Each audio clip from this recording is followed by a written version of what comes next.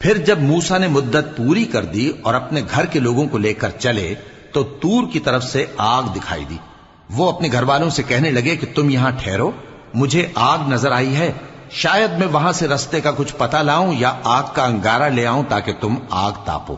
سو جب اس کے پاس پہنچے تو میدان کے دائیں کنارے سے ایک مبارک جگہ میں ایک درخت میں سے آواز آئی کہ اے موسیٰ، یہ میں ہوں اللہ، تمام جہانوں کا پروردگار، اور یہ کہ اپنی لاٹھی ڈال دو۔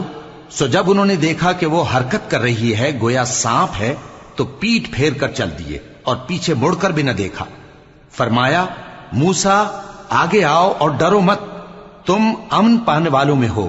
اپنا ہاتھ گریبان میں ڈالو تو بغیر کسی عیب کے سفید روشن ہو کر نکل آئے گا، اور خوف دور کرنے کی غرض سے اپنے بازو کو اپنی طرف یعنی سینے سے ملا لو۔ یہ دو دلیلیں تمہارے پروردگار کی طرف سے ہیں